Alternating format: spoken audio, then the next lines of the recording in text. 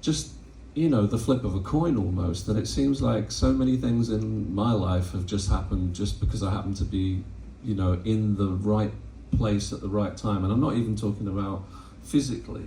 I mean, for example, the meeting with the Cocteau Twins. So what was I, 1980? Like 21? So I'm like 20 years old. And I'm working in the Beggar's Banquet record shop. This is my first job, in fact, my only job.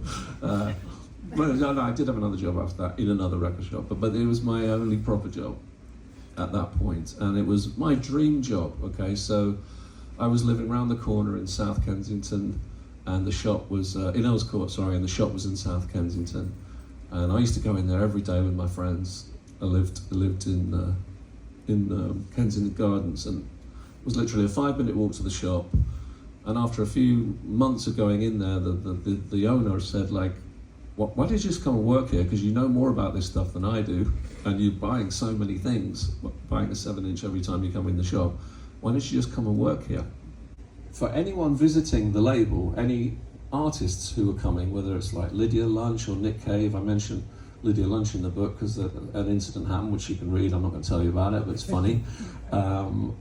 Billy Mackenzie from the Associates, all kind of people that I was so like in love with, you know, all my favorite musicians would come into the shop. Every day there would be someone coming in on their way through to meet with the label upstairs. So it was a very unique period. Don't think, you know, I can't think of another example where something like that would have happened, where the public would get to see, you know, bands on the label just sort of wandering through the shop on their way through. You couldn't get up there without going through the shop. So the meeting with the Cocteau Twins just literally was an accident. It was 9:30 in the morning, and me and Steve, the boss at the shop, were in early. We were just unpacking some boxes, talking about the bands we'd seen the night before. And there was a little rap at the window, and turned round, and Robin, Liz and Will, the original bass player, were at the window and wanting to drop off a cassette of their very first album that they just made to deliver to the boss of the 4AD upstairs. And unexpected and completely surprising. Yeah, I really liked reading a little bit about the Cocteau Twins' approach to recording in the book, because it seems like really kind of like baffling and also a little bit infuriating that you would just turn up and have a go and make music that sounded like that. I don't understand how you did it, but it seems like a really punk approach to just be like, oh, like there's no advanced preparation, we just turn up and create. I think I have to give Robin the biggest credit for that, because normally when bands sign to a record label, it's like, well, you know, let us know when you're ready to make the record, we'll book some studio time, and we'll, you know, send us the demos and we'll listen through, and then we'll say, that's, you know, the usual way it goes. With us, it was never like that. Robin was just like, yeah, we've got everything ready, we're ready to go, book the studio, we're going in, we're ready to go in.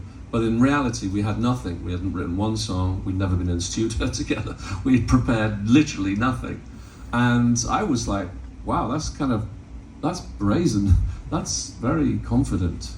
But I just went along with it because I was the new boy, I didn't know any better. So I just thought, well, if he's happy with it, let's just go with it. So we turned up to the studio with only 3 weeks to make an album. And I was like, well, I mean, is that going to be a tall order, isn't it? But something happened, and it definitely baffled journalists who found us annoying that we didn't have a ready-made answer as to why the music did come together so seemingly easy. And I don't really have a sort of concrete answer for you as to why it happened. I just know that when the two of us were making the music together, it did just sort of come out of nowhere. That's probably a $500 t-shirt right there. Yeah, I don't know, leave it where to do it twice, but